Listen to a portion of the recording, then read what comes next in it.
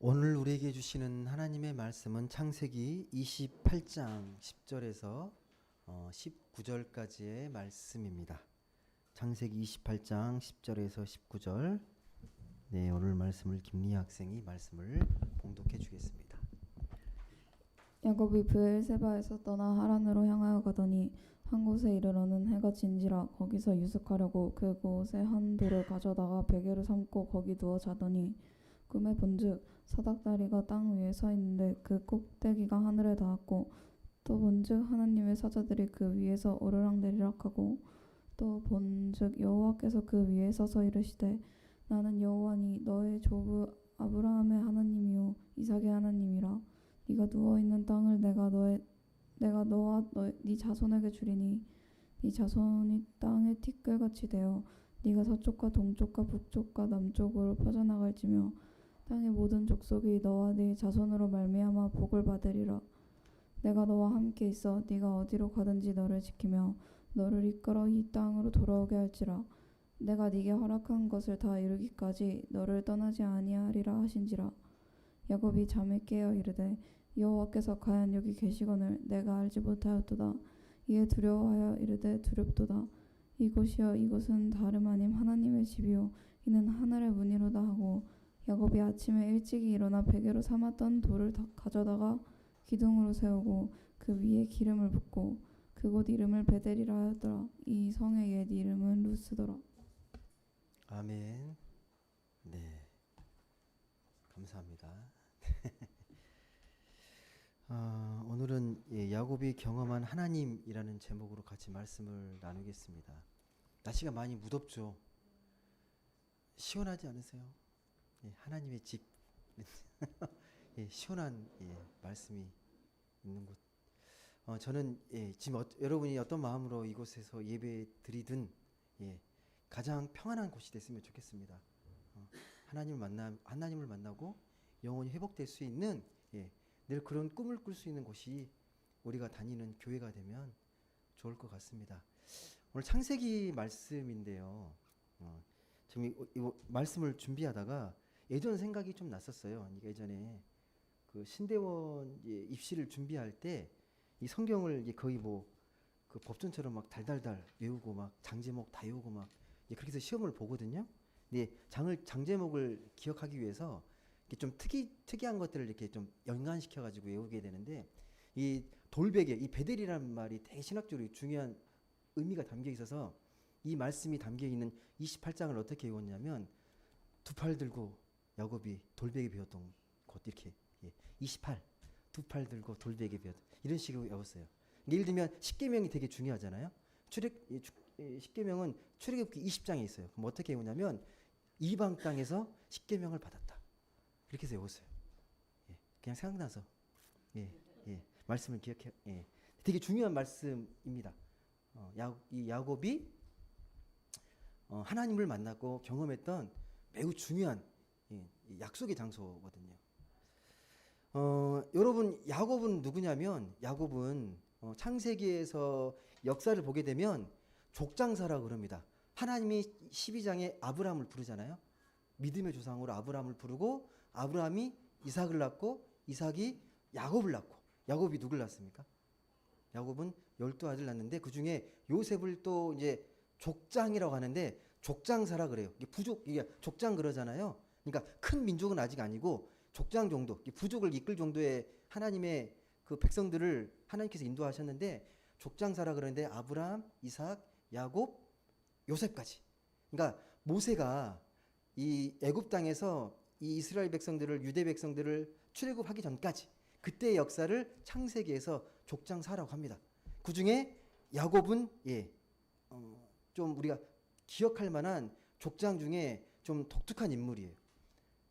아브라함, 이삭, 야곱. 아브라함도 되게 특별한 인물이지만 이 야곱이라는 인물은요 좀 파란만장한 인생을 살았습니다. 본인도 죽을 때 그런 고백을 해요. 마지막 그 노년에 험악한 세월을 살았다고 자기 인생을 고백을 하거든요.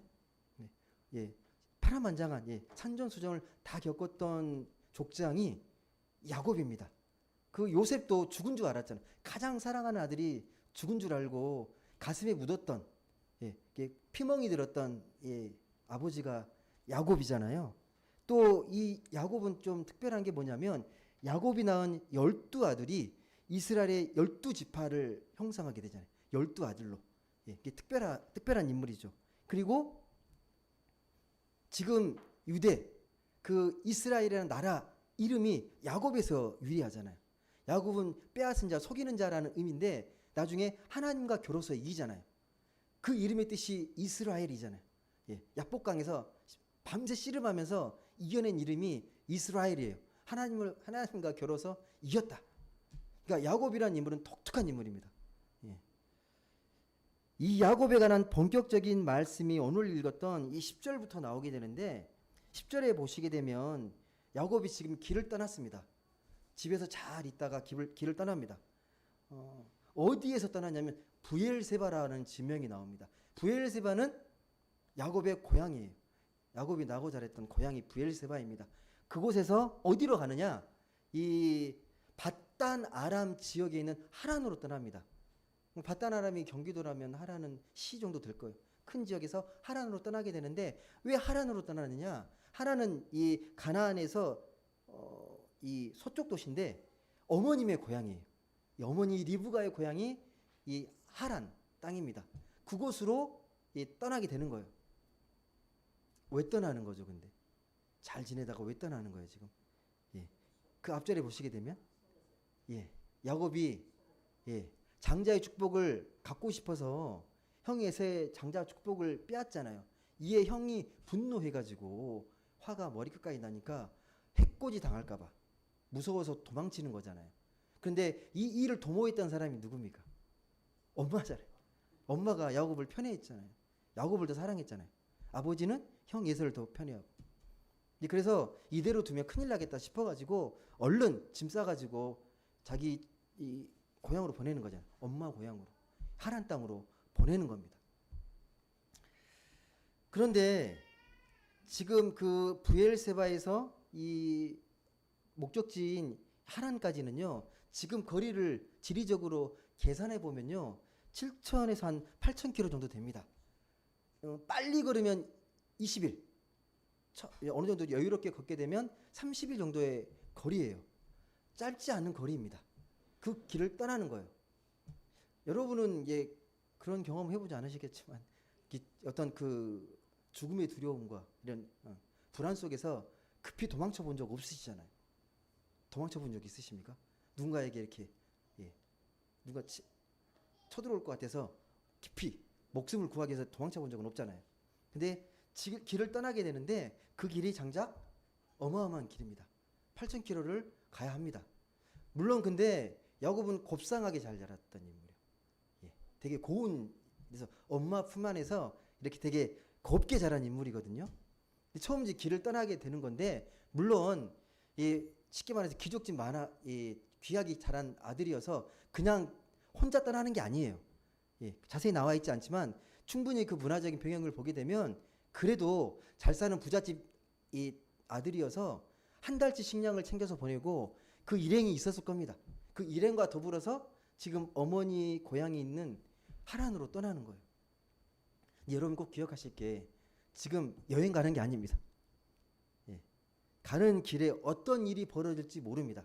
지금처럼 뭐 치안이 좋고 평안한 땅이 아니고 어떤 일이 벌어질지 모릅니다. 모르지 몰라요. 두려움 갖고 가는 거예요. 그리고 막상 가는 길에 안전하게 어머니가 있는 고향으로 도착한다는 보장이 없습니다. 보장이 없습니다. 그리고 고향에 잘 무사히 도착했는데 정말 이렇게 환대해 줄지 환영할지도 몰라요. 정말 환영해 줄까라는 것들은 예상할 수가 없습니다. 이게 모든 것들이 걱정이고 근심이고 불안한 거예요. 그러다가 이제 길을 걷다가 한 3, 4일쯤 이제 한 80이나 한 90km 걸었을 때 해가 어두워지고 잠을 청해야 돼요. 잠을 청하는 게 오늘 장면이거든요. 밤이 깊어지고 노숙하는 거죠. 노숙하는 거예요. 되게 낭만이 있죠. 아닙니다, 여러분. 야영 캠핑 가는 게 아닙니다. 어떤 어려움 속에서 지금 두려움 속에서 잠을 청하는 거예요. 그 중에 괜찮은 그 베개 삼을 만한 돌을 가져다가 잠을 자고 밤하늘의 별을 쳐다보면서 잠을 자야 하는 거예요. 예. 그때는 별이 무수하게 반짝였겠죠. 무수한 별을 보고 밖에 야행, 이 밖에 들이니까 이 야성 짐승들이 되게 많았을 거예요. 예. 그런 짐승 소리를 들으면서 얼마나 불안했을까요? 예. 잠자면서 뒤척이면서 아마 저는 별의별 생각을 다 했을 것 같아요. 내가 왜 굳이 그 장자의 축복을 위해서 그것 때문에 그 욕심이 나가지고 내가 왜 이런 고생을 해야 되지? 예. 그동안 그냥 이것만 아니면 그런 욕심만 안 부렸으면 그냥 엄마 밑에서 편하게 잘 지낼 수 있었을 텐데 왜 내가 이게 개고생을 하는 거지? 별의별 생각을 다 했을 거예요. 내가 이 너무 얍삽한 계획을 세워가지고 이런 고생을 당하는구나.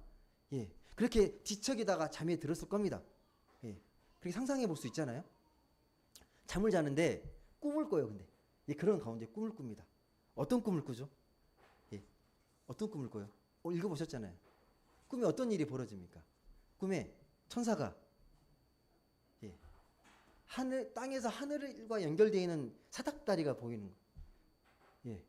거기에 누가 오르락 내리락 합니까? 천사들이 이렇게 오르락 내리락 합니다. 이게 무슨 의미예요? 천사들이 이렇게 하늘로 올라갔다 땅에 내려왔다. 이게 무슨 의미예요? 천사가 어떤 존재죠?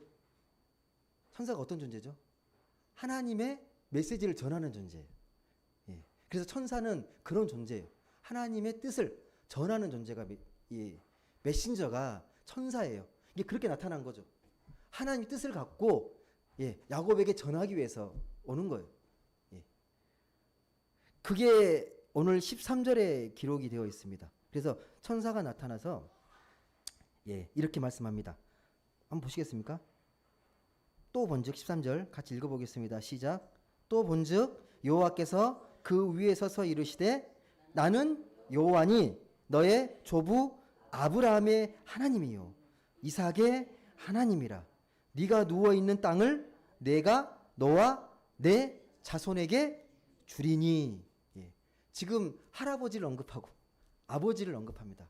그러니까 늘 역사 속에 함께 하신다는 거예요. 하나님은 지금까지 늘 살아계셔서 늘 함께 있던 하나님이라는 거예요. 나는 너 할아버지 하나님이고 너 아버지 하나님이고 너의 하나님이야 라고 지금 먼저 하나님의 존재에 대해서 이야기를 하십니다. 내가 어떤 존재인지. 그러면서 약속한 게 뭡니까? 그러면서 네가 누워 있는 땅을 주겠다고 말씀하십니다. 네가 지금 누워 있는 땅, 그 땅을 주겠다라고 약속을 하십니다. 지금 이 베델이라는 곳은요, 베델이라는 지명과 브엘세바의 지명을 연결하면 80km 정도 돼요. 80에서 90km 정도. 그 정도 떨어진 거리에 하나님이 약속하십니다. 이 땅을 네가 지금 누워 있는 이 땅을 약속의 땅 이걸 내가 주겠다. 그렇게 약속을 하십니다. 근데 이 약속은요, 야곱에게 새롭게 주는 약속이 아닙니다. 계속해서 약속했던 거예요. 아브라함에게, 이삭에게, 야곱에게 계속 약속했던 겁니다. 약속의 땅인 거예요. 그러니까 지금 아브라함에게 약속했던 또 이삭에게 약속했던 그 약속의 말씀이 지금 누구에게? 야곱에게 지금 새롭게 또 전해지고 있는 겁니다. 다시 약속의 말씀을 확인시켜 주는 거예요. 이 땅을 반드시 너에게 주겠다. 그 약속을 합니다. 그러면서 14절에 뭐라고 말씀하십니까? 14절에 약간 더 확장시켜서 얘기하는데 같이 한번 읽어보겠습니다. 14절 시작. 내 자손이 땅에 티끌같이 되어 네가 서쪽과 동쪽과 북쪽과 남쪽으로 퍼져나갈지며 땅의 모든 족속이 너와 내 자손으로 말미암아 복을 받으리라. 아멘. 네, 무슨 말입니까? 14절은 유다 전체 민족을 향한 약속이거든요. 그러니까 너를 통해서 어떻게 되겠다고? 큰 민족을 이뤄서 동서남북 어디에나 번성해서 큰 민족을 이루게 되고 너희 민족은 어떤 민족이 될 것이다? 모든 민족의 복의 근원이 될 것이다 라는 약속의 말씀입니다. 새로운 말씀 아닙니다. 아브라함에게 주신 약속의 말씀이에요. 다시 한번 야곱에게 신실하게 말씀하시는 거예요. 그 약속의 말씀은 반드시 이루어진다. 반드시 이루어진다. 그러면서 15절 말씀 보시게 되면요. 이건 이 야곱에게 개인적으로 하시는 말씀입니다. 예, 이건 유대 민족 전체의 약속의 말씀이 14절이라면 15절 말씀은 야곱 개인에게 하신 약속의 말씀입니다. 한번 읽어보시죠. 15절 어떤 개인적인 약속을 하셨는지 같이 읽겠습니다. 시작. 내가 너와 함께 있어 내가 어디로 가든지 너를 지키며 너를 이끌어 이 땅으로 돌아오게 할지라. 내가 내게 허락한 것을 다 이루기까지 너를 떠나지 아니하리라 하신지라. 아멘. 무슨 말입니까? 네가 어디로 가든 너를 지킬 거고 너를 이끌어서 반드시 이 땅에 돌아오게 할 거고 내가 너를 떠나지 않겠다는 것. 늘 함께 하시겠다고 분명하게 약속하십니다. 이 약속의 말씀이 힘이 됐을까요? 용기가 됐을까요? 야곱에게 이 말씀을 듣고. 여러분, 그런데 이런 하나님의 축복과 약속을 받은 야곱의 지금 상황이 어떤 상황인지를 보십시오. 어떤 상황이에요? 좋은 상태입니까? 영적으로 충만한 상태에서 이 말씀을 받고 있습니까? 지금 현실은 어때요? 현실. 약속의 말씀 정말 좋은 말씀인데 현실은 어떻습니까? 지금 밖에서 처량하게 노숙하고 있잖아요. 지금 쫓기고 있잖아요. 내일 당장 내 생명과 내 목숨이 어떻게 될지 모르는 상황이잖아요. 잘못 들으면 뭔 이야기로 들을 수 있습니다. 너를 큰 민족을 이루고 좋은데 지금 당장 내 목숨이 지금 경각간에 어떻게 될지 모르는 이 위기 상황 속에서 빨리 이게 건져지는 게 중요한데 그런 말씀을 듣고 있으면 여러분이라면 물론 하나님이 하신 말씀이니까 그럴 수 있는데 현실을 보게 되면 암담하잖아요. 현실이 내게 지금 처해진 너무 처량하잖아요. 우리도 그렇잖아요. 우리도 똑같은 상황인데 하나님이 너를 지켜주신다. 너와 하나님 함께 하신다. 근데 그 상황이 되게 중요하잖아요. 상황이 정말 힘들어 죽겠는데 말씀의 뜻은 알겠는데 머리로는 이해되는데 가슴으로 안 받아들일 때가 있잖아요. 별로 위로가 안 될 때가 있다고요. 그런 말씀들이 당연히 그렇지, 하나님 도우시지. 근데 힘들어 죽겠다고 그렇게 나올 수가 있다고요. 상황 가운데서. 야곱이 그럴 수 있죠. 다시 말씀드리지만 지금 그렇게 어머니의 각별한 사랑을 받다가 처음으로 개고생하는 거예요. 허허벌판에 내던져 있습니다. 지금 다시 말씀드리면 외가까지 지금 정말 잘 도착할 수 있을까? 그런 걱정에 끊이지 않고 가서 환영받을 수 있을까? 그런 생각이 꽉 차 있는데 그 약속의 말씀이 정말 대단한 말씀인데 당장 내 앞에 암담한 현실과는 거리가 멀어 보인다고요. 이 말씀이. 여러분, 그런데 이런 생존의 절박한 위기 상황에서 야곱은 어떻게 이런 꿈속에서 이런 하나님을 만날 수 있었을까요? 이런 축복의 말씀을 또 경험할 수 있었을까요? 이런 생존의 절박한 상황에서 어떻게 이런 하나님의 꿈을 꿀 수 있었을까요? 본문은요, 이걸 일일이 설명하지는 않는데 중요한 사실이 하나 있습니다. 야곱이 어떻게 자랐을까요? 야곱이요. 이삭과 어머니 리브가 밑에서 끊임없이 하나님의 말씀을 들었을 거라고 저는 생각합니다. 하나님은 이렇게 우리에게 약속하셨어. 이런 말씀을 주셨어. 우리를 이렇게 사랑해 주셨어. 그런 말씀을 믿음의 대이삭이잖아요. 그 이삭 밑에서 어머니 리브가 밑에서 자란 아이잖아요. 분명히 말씀 속에서 자랐을 거라는 거예요. 듣든 안 듣든 말씀이 계속 들려왔을 거라는 거예요. 그러니까 듣든 안 듣든 계속 말씀을 전하면요, 어느 순간 그 말씀이 생명력 있게 작동하게 됩니다. 저는 신앙교육이 중요하다고 생각해요. 저는 번뜩 생각나는 게 그런 거예요. 아무것도 없는데 아무나 하나님에 대한 믿음과 이렇게 말씀에 대한 틀이 없는데 그냥 말씀이 뚝 떨어지지 않는다고 생각합니다. 분명히 그런 말씀과 믿음의 씨앗이 있었으니까 이런 상황 속에서 그 말씀이 말씀으로 들릴 수 있는 겁니다. 그 말씀의 상황들이요. 그러니까 야곱은 스스로 의식하지 못하는 상황 속에서 부모가 들려주는 그 말씀이 영혼의 양식으로 각인이 되어 있었을 거예요. 끊임없이 들려오는 그 말씀을 통해서 그 말씀이 어느덧 영적인 자양분으로서 그렇게 이 야곱의 마음속에 심겨져 있었을 겁니다. 여러분, 그래서 우리가 평소에 힘들고 위기의 순간이 닥치잖아요. 그때 말씀의 위력이 나타나는 거예요. 말씀이 정말 힘든데 그 힘든 상황 속에서 기도하고 말씀을 보는데 말씀이 나에게 잔잔하게 위로가 될 때가 있습니다. 말씀이 아, 그렇지. 하나님 나를 사랑해 주시지. 하나님 나를 늘 함께 하시지. 지금 그 야곱에게요, 약속의 말씀이 꿈을 통해서 들리는 겁니다. 꿈을 통해서. 여러분, 이 약속은 이 야곱에게만 있는 게 아닙니다. 오늘 우리에게도 주시는 말씀이잖아요. 예. 이 축복과 약속의 말씀은 야곱에게만 있는 게 아니라 오늘 우리에게도 동일하게 그렇게 하나님의 말씀을 늘 묵상하고 말씀을 우리가 받아들이게 되면 그 말씀 속에서 이런 은혜가 있다라는 겁니다. 이 믿음의 체험과 신앙의 유산은 오늘 우리에게도 계속해서 이어지고 있습니다. 근데 결정적인 말씀이 뭐냐면 이 야곱에게 위로가 됐던 가장 결정적인 말씀이 그거예요. 너를 떠나지 않겠다는 거예요. 어떤 상황이 있어도 네가 지금 허허벌판에 혼자 있는 것 같지? 아니야. 하나님은 너와 함께 하셔. 지금도 너를 지키고 있고 너를 떠나지 않을 거고 반드시 돌아오게 할 거고 너와 끝까지 함께 할 거야. 그렇게 약속의 말씀을 주십니다. 그렇게 꿈을 꾸다가 깨어난 거예요. 그렇게 꿈을 꾸다가 번뜩 깨어나서 어떤 고백을 합니까? 어떤 고백을 합니까? 야곱이. 이 놀라운 깨달음을 어떻게 고백합니까? 이 고백이 정말 중요한 고백이거든요. 하나님을 믿고 하나님을 경험한 사람이라면 반드시 이렇게 고백하게 되어 있습니다. 한번 16절 한번 말씀 읽어보시죠. 16절 말씀. 16절 한번 같이 읽어보겠습니다. 시작. 야곱이 잠이 깨어 이르되 여호와께서 과연 여기 계시거늘 내가 알지 못하였도다. 무슨 말입니까, 여러분? 길을 떠나면서 외롭고 처량하고 힘들고 괴롭고 걱정 속에서 그렇게 있는데 꿈에 깨어나니까 어떤 걸 느낀 겁니까? 아, 나 혼자 아니네 라는 걸 느낀 거잖아요. 하나님이 함께 하셨네. 여기에 하나님이 계셨네. 여기 계신 걸 내가 알지 못했다라는 고백입니다. 이 고백에는요, 두 가지 중요한 영적인 진리가 있습니다. 첫 번째가 뭐냐? 하나님이 여기 계신다. 이곳에 계신다. 이곳에 계신다.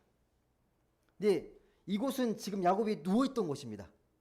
잠자고 있던 곳. 여기에는 황량한 벌판인 줄 알았더니 아닌 거예요. 하나님이 함께 하셨던 곳입니다. 지금 문자적으로는 이 베델, 이 땅이고 더 넓게 보면 하나님은 어디에나 계실 수 있구나라는 거예요. 하나님은 어디에나. 당시에 어떻습니까? 당시에 좀 시간이 흐르게 되면 구약의 역사 보면 구약의 신앙의 중심은 성전 신앙이거든요. 성전 신앙이에요. 하나님을 만나려면 반드시 성전에 가야 돼요. 성전에서 하나님을 만나고 예배 드리고 제사 드려야 하나님 만날 수 있는 겁니다. 성전 가서 하나님 만나는 거예요. 근데 아니라는 거예요. 여기 계셨네. 하나님은 어디에나 계실 수 있는 분이시구나. 어디에나 있는 분이시구나. 하나님이 있는 곳, 하나님 무소부지하신 분이구나 라는 걸 고백하는 겁니다. 하나님은 어디에나 계실 수 있는 거구나. 안전한 곳, 성전이 있는 곳, 거기만 거룩하고 안전한 곳이 아니라 하나님이 함께 하시면 그곳은 어디나 은혜로운 곳이고 하나님이 함께 하시는 성전이 되는구나 라는 고백입니다. 여기 계셨다라는 고백입니다. 사람은 보통 게 특별한 장소나 시간에 뭔가가 있다고 생각하잖아요. 내가 은혜를 충만하게 내가 좀 기도도 잘하고 또 신앙이 깊어지려면 한번 기도원 풀뿌리 하는 나무 뿌리 뽑고 해야 신앙이 성장. 이전에 그렇게 믿었거든요. 진짜로. 기도원 가가지고 30일 동안 금식하면서 막 이렇게 막 소리 지르고 악쓰고 하나님 그렇게 만나서 그래 나 뜨겁게 체험해야 내 신앙이 좋아진다고 그렇게 믿었었거든요. 비복음적 신앙입니다. 하나님은 어디에나 계십니다. 그래서 사이비가 생기는 거예요. 그래서 사이비가 생기는 거예요. 아직도 많은 교회가요, 교회를 성전이라고 말합니다. 성전. 그 의미를 강조하는 건 나쁘지 않은데요. 엄밀한 의미에서 예배당이지 교회는 성전이 될 수 없습니다. 여러분이 모여서 교회가 돼 있고 그래서 성전이 된 거지 건물이 이곳이 성전이 될 수는 없습니다. 구약의 전통을 따라서도요. 기원 후에 이 70년 정도 되면 로마에 의해서 예루살렘 성전이 다 회파돼요. 성전 신앙은 끝났어요. 더 이상 존재하지 않습니다. 그러니까 어디든 하나님이 계시면 그곳이 성전인 거예요. 여러분이 하나님의 이름을 부르잖아요. 그 순간 그곳이 거룩한 곳이 되는 거고 예배의 처가 되는 거고 성전이 되는 겁니다. 만약에 성전에만 하나님이 계시면 우리는 밖에서 예배 드리면 안 되는 거예요. 없는데 왜 거기서 뭐 공허하게 메아리를 외치는 거죠. 예. 야외 예배 드리면 안 되는 거예요. 여기서 꼭 예배 드리고 나가셔야 되는 거예요. 그렇지 않습니다. 하나님은 어디에나 계시기 때문에 지금 들판이 성전이고 모든 것이 성전이고 우리 일상의 삶이 성전입니다. 두 번째, 여러분, 야곱이 계신 하나님을요 알지 못했다라는 고백. 여기 계셨는데도 알지 못했다라는 고백을 합니다. 왜 그랬을까요? 하나님이 없으면 몰라도 함께 하심에도 왜 알지 못했을까요? 이상하지 않습니까? 하나님이 없으면 모르겠는데 하나님이 함께 하셨는데 왜 여기 함께 하시는 걸 몰랐을까? 하나님이 동행하시는 걸 몰랐을까? 왜 몰랐을까? 여러분은 어떠세요? 일상 속에서 하나님이 늘 함께 하심을, 동행하심을 느끼십니까? 아, 이 순간에도 하나님 함께 하셔. 이 순간에도 내가 밥을 먹든 잠을 자든 누워있든 친구를 만나든 나 업무를 하든 아, 하나님 늘 옆에 계시는구나. 그렇게 느끼십니까? 그분 정말 뛰어나신 분이십니다. 신앙적으로 정말 탁월한 분이십니다. 근데 솔직히 일상에서 우리가 하나님의 그 임재를, 하나님이 함께 하심을 느끼지 못할 때가 많잖아요. 솔직히 우리 인정하잖아요. 예, 고백해야 됩니다. 우리는 늘 하나님의 함께 하심이 있음에도 불구하고 잘 느끼지 못합니다. 그럼 왜 못 느끼는지는 알아야 될 거 아니에요. 왜 못 느끼는지. 왜 못 느낍니까, 여러분? 하나님 함께 계시는데 야곱에 비추어 보면 어떻습니까? 야곱은 왜 하나님이 함께 하심을 못 느꼈습니까? 왜? 걱정과 불안과 두려움에 휩싸여 있었어요. 거기에 매몰되어 있으니까요. 그게 전부니까요. 그 세계가 전부니까. 하나님 보이지 않는 겁니다.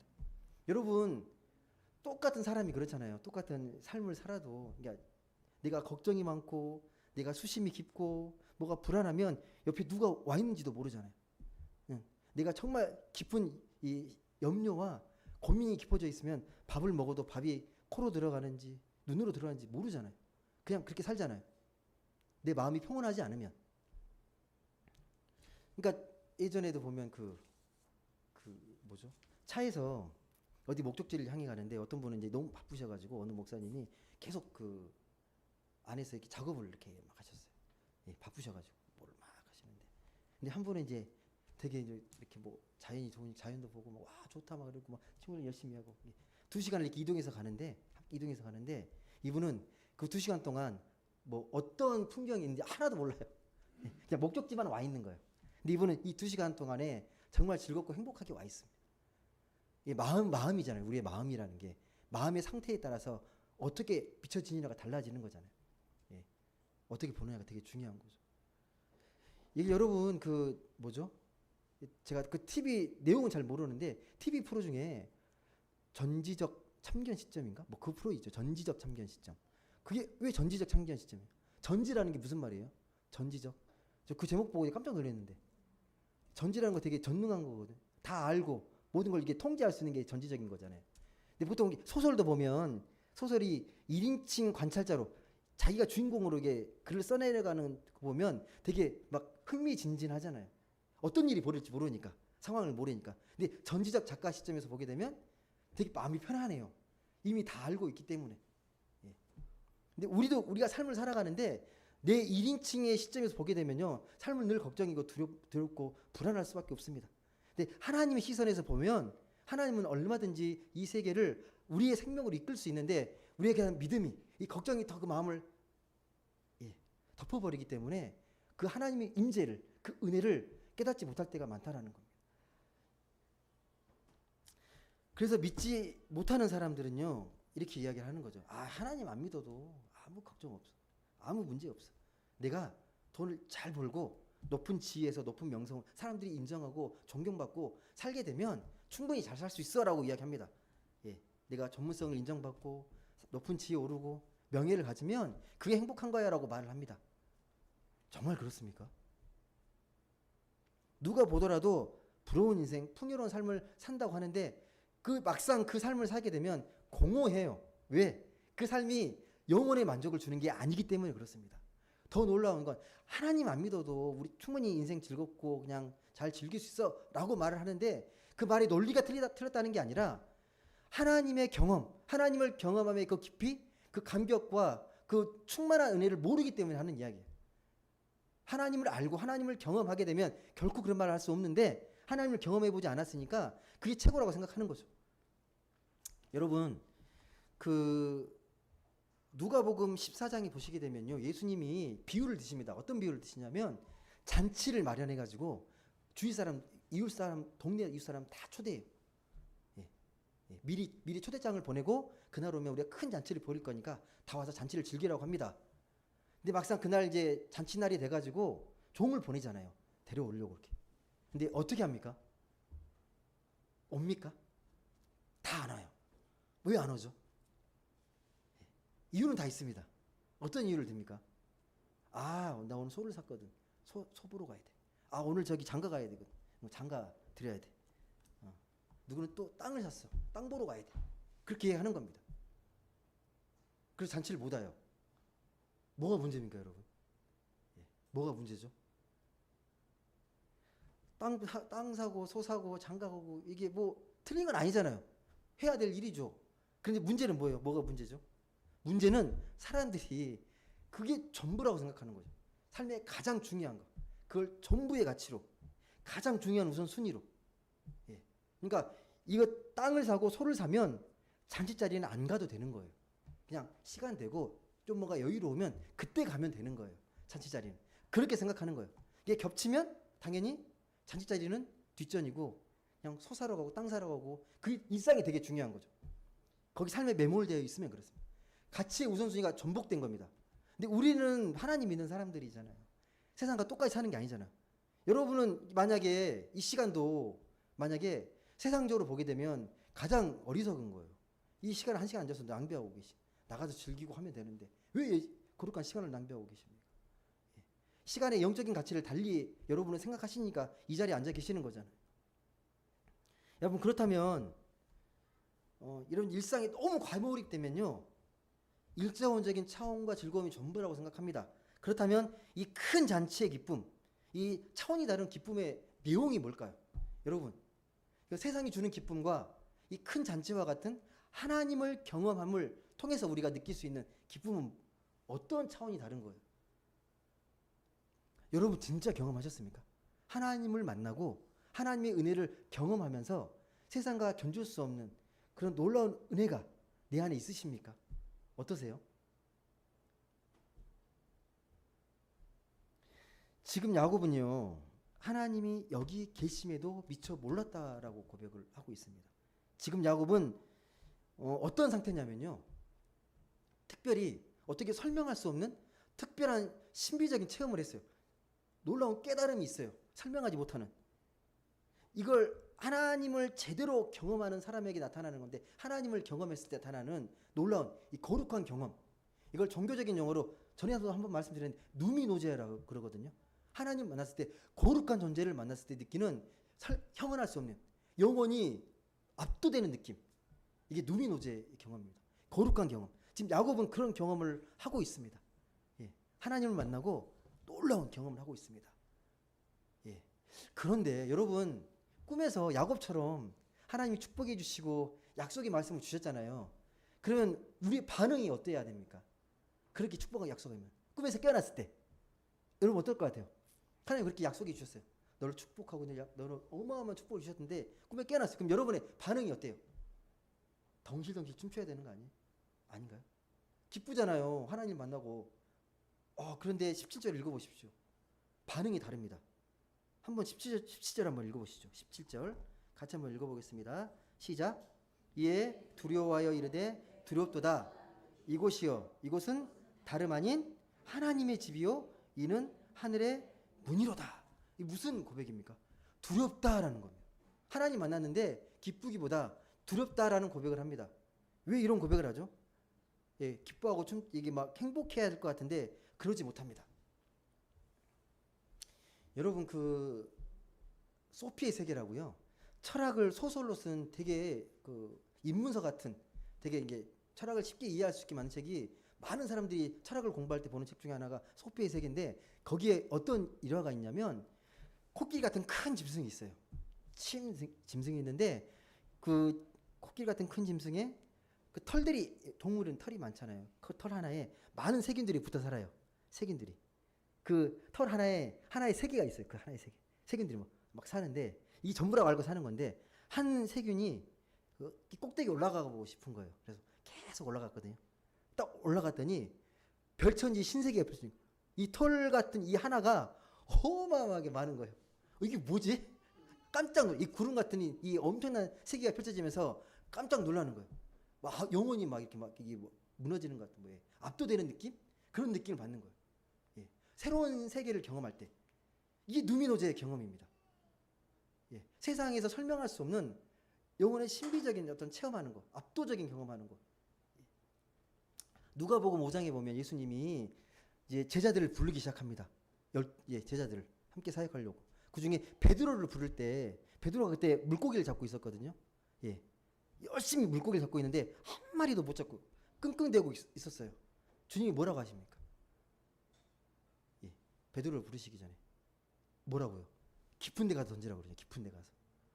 그러니까 베드로의 대답이 뭡니까? 내가 밤새 맞도록 열심히 그물질 했는데 한 마리도 제가 못 건졌습니다. 그런데 선생님 말씀을 의지해서 한번 던져보겠습니다. 근데 던졌어요. 그물 깊은 곳에. 근데 어떤 일이 벌어졌습니까? 어마어마하게. 예. 그물이 찢어질 정도로. 이 순간, 예. 엄청난 게 풍년이잖아요. 예. 어마어마한 수확을 거뒀죠. 예. 이 수확을 하고 나서 베드로의 반응이 뭡니까? 베드로의 반응이. 만약 여러분이 5분대 하루 종일 이게 헛고생하다가 물고기를 갑자기 뜻하지 않게 누군가의 조언으로 어마어마하게 고기를 잡았잖아요. 그럼 여러분은 어떤 반응을 보시겠습니까? 그 예수님한테 뭐라고 말씀하실 것 같아요, 여러분? 아이고 감사합니다. 이렇게 좋게 조언해 주셔가지고 제가 한턱 쏠게요. 이게 우리의 반응 아닌가요? 아닌가요? 감사하니까 아니에요? 감사의 표현을 해야 될 거 아니에요. 근데 뭐라고 이야기합니까? 베드로는요. 갑자기 뜬금없이 저는 죄인입니다. 저는 죄인입니다. 예, 저기서 떠나십시오라고 고백합니다. 이게 무슨 말이죠? 좀 생뚱맞지 않습니까, 여러분? 같이 기뻐하고 이렇게 막 하는 게 아니고 그 순간에 이 베드로는 자기가 두려움을 느낍니다. 야곱처럼 두려움을 느끼. 어떤 두려움을 느끼는 거예요? 생전 경험하지 못한 두려움이거든요. 두려움이거든요. 그러니까 이 순간에 이 베드로는 평생을 업으로 잔뼈가 굵은 사람이잖아요. 베테랑이잖아요. 예, 연륜이 깊잖아요. 그런데 어느 날 선생님이 와서 그 그물 깊은 곳에 던지라고 그러니까 엄청난 물고기를 잡았어요. 자기가 갖고 있는 지식이 얼마나 초라한지 별게 아닌지를 그 순간 느끼는 거잖아요. 그 압도되는 그게 두려움이에요. 근데 그 두려움을 경험하게 되면 어떤 반응이 나타나냐? 죄인이라는 고백을 하게 돼요. 내가 얼마나 미약하고 내가 얼마나 어리석은지를 알게 된다는 거예요. 하나님을 경험하면 그래서 참회의 눈물이 흘러요. 회개를 하게 돼 있습니다. 여러분 하나님 진짜 제대로 만나면 눈물이 계속 흐릅니다. 내가 어떻게 살아왔는지 하나님 앞에서 내가 어떠한 존재인지를 깨닫기 때문에 베드로 같은 반응을 보입니다. 오늘은 야곱 같은 반응이 나타납니다. 내가 얼마나 미약한지. 믿지 않은 사람은 계속 이렇게 고백합니다. 계속 이렇게 질문해요. 하나님이 계신지를 보여주면 내가 믿겠다고. 하나님 계시는 걸 내가 보여주면 믿겠다고. 근데 여러분 그들이 원하는 방식으로 하나님을 증거할 수 없어요. 눈에 보여지는 증거로. 그들이 원하는 건 과학적인 거잖아요. 예, 수학적으로 계산이 되는 증거잖아요. 근데 이 과학이라는 것도 하나의 설명 방식이지 그게 완벽한 게 아니에요. 예, 하나님을 그런 과학의 틀로 설명할 수 있는 게 아닙니다. 예, 단지 그들에게 그래도 증거를 대라고 하면 성경에 나와 있는 수많은 사람들의 고백, 하나님의 경험, 그리고 하나님을 믿고 살아왔던 사람들의 삶이 증거예요. 예, 그렇게는 말할 수 있습니다. 그렇지만 그들이 말하는 인과적인 법칙으로 어떤 원인이 있고 결과가 있어서 이렇게 나온다. 그렇게 설명할 수 없습니다. 하나님은. 인과율의 법칙으로 자연과학의 법칙으로 하나님을 절대 설명할 수 없습니다. 여러분 지금 21세기 과학도요. 불확정성의 원리를 이야기합니다. 무슨 말이냐면 인과율로 설명이 안 된다는 거예요. 여러분 지금 우리가 여러분 날씨 잘 보십니까? 이 핸드폰으로. 매주 한 주 날씨 보고 막 그렇게 하시잖아요. 요즘 안 맞아요. 과학 기술이 첨단 장비를 막 하는데도 잘 안 맞습니다. 비가 왔다 온다. 이게 되게 그만큼 그 자료를 풍성히 모아놓고 결과를 내는 거잖아요. 데이터를. 근데 안 맞잖아요. 이게 모든 것들이 원인과 결과로 풀리지 않는다는 거예요. 세상이라는 게. 여러분 말씀을 맺겠습니다. 여러분은 야곱처럼 하늘이 열리고 이 천사가 오르내리가는 이런 경험, 하나님의 음성을 들었던 경험이 있으십니까? 그런 경험? 근데 여러분 오늘 말씀을 통해서 꼭 기억하셔야 할 게 우리의 일상, 평범해 보이는 우리 일상 가운데 하나님이 늘 함께하고 계신다는 거예요. 그 자리가 하나님의 자리입니다. 지금 예배드리는 이 순간에도 하나님은 함께하시고 하나님은 열심히 우리를 돌보시고 사랑하십니다. 주무시지도 않고 우리를 끝까지 지켜보고 지금 은혜를 여러분에게 가장 필요한 은혜를 말씀하고 계십니다. 이걸 꼭 잊지 않으셨으면 좋겠습니다. 우리가 그래서 세상의 어떤 위험과 또 유혹과 그런 위기 앞에서도 오늘 말씀을 더 크신 하나님을 기억하셨으면 좋겠습니다. 더 크신 하나님을 더 친밀하게 경험하면서 하나님의 참된 복을 온전히 누리고 여기가 하나님이 계신 곳이구나. 하나님 나와 늘 함께 하셨구나. 그 하나님을 기억하시면서 한 주간도 세상이 지지 마시고 하나님의 은혜 속에서 승리한 그런 복된 하루 되시기를 주님의 이름으로 간절히 소망합니다. 기도드리겠습니다.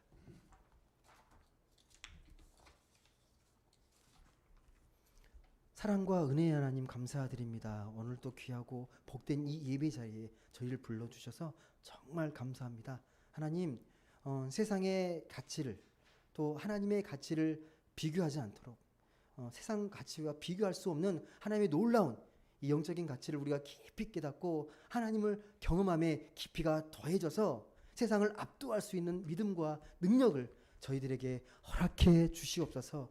매 순간순간 우리는 잊고 살지만 하나님은 언제 어디서든 쉼없이 어디에나 함께 하셨던 그 주님을 기억하면서 하나님과 동행함으로 인해서 내 삶의 걱정과 두려움을 하나님께 내어 맡기고 하나님과의 동행함 속에서 승리의 삶을 또 생명의 삶을 살아가는 우리 모두가 되게 하여 주옵소서. 감사드리며 사랑이 많으신 예수님의 이름으로 기도드립니다.